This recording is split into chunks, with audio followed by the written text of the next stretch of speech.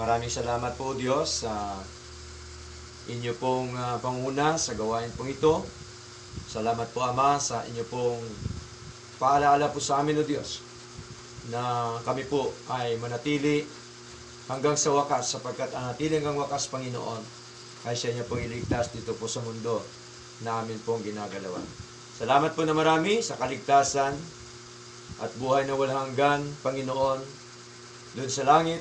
At salamat din po, Diyos, sa temporal na kaligtasan sa mundo ito namin ginagalawan, sa aming buhay na ito, kasalukuyan.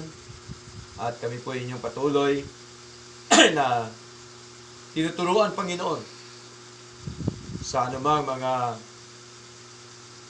nangyayari, O Diyos, sa mundo po ito na aming ginagalawan, na dapat po kami, Panginoon, ay maligtas at huwag po kami mapahamak, at dapat lamang po kami magtiwala sa inyo, magpatuloy at magpakalakas sa inyong biyaya na kay Kristo Jesus Lord.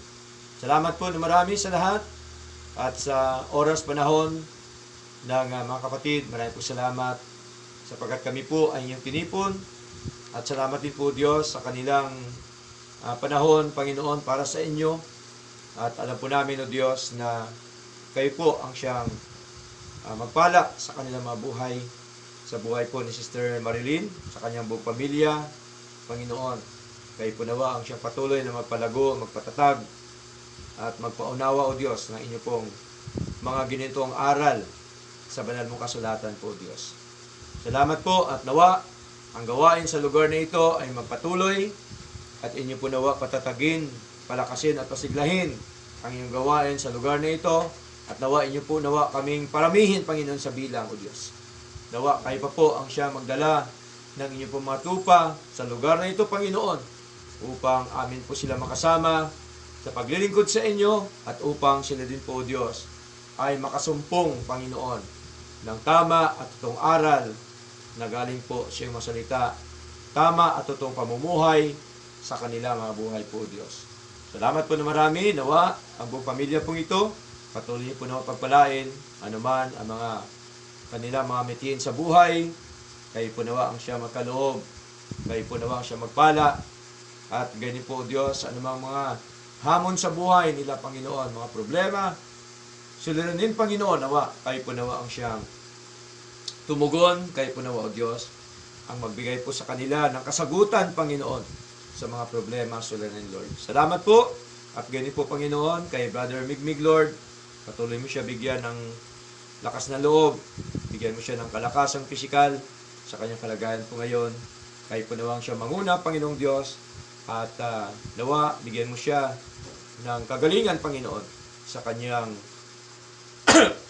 kalagayan po ngayon, Diyos. Salamat po na marami, at ganyan po, Panginoon, dahil po namin sa inyo ang mga kapatid na hindi na po naglilingkod sa inyo. Kilusin niyo po nawa sila, kahabagan at kaawaan, Panginoon, na sila po nawa ay magbalik loob po sa inyo, O Diyos. At sa mga kapatid, Panginoon, na wala po dito, na hindi namin nakasama, kayo po siya patuloy na magpala sa kanila, kayo po nawa siya patuloy na manguna sa kanila, at patuloy niyo po nawa ipaalala sa kanila, Panginoon, na napakahalaga ang aming buhay espiritual na lumago, lumakas, sumigla, Panginoon, sa paglilingkod po sa inyo. Ang aming pagsamba bukas, kayo po nawa siya manguna, Lord, at nawa sama-sama po kami na magkaisa, nasambahin kayo sa Espiritu at katotohanan, Lord, at nawa bukas ay panibagong lakas, panibagong sigla, at patuloy mo kami pagpalain ng iyong mga aral po, Panginoon. Amen, Lord. Salamat po, Lord God, at anuman ang aming mga mithiin, anuman ang aming mga plano sa buhay, kayo po nawa ang siyang magkaloob po nito, kayo po nawa ang siyang magbigay, Panginoon, ng katugunan, kasagutan po sa aming mga buhay, O Lord God.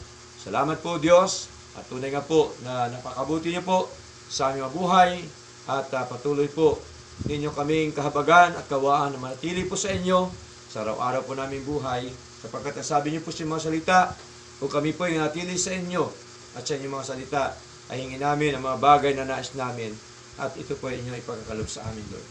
Salamat po na marami, O Lord God, at tunay nga po, Panginoon, na sa inyo lamang po ang lahat na karangalan at kahalatian sa pangalan po ni Jesus. Ito po ang aming dalangin. Amen.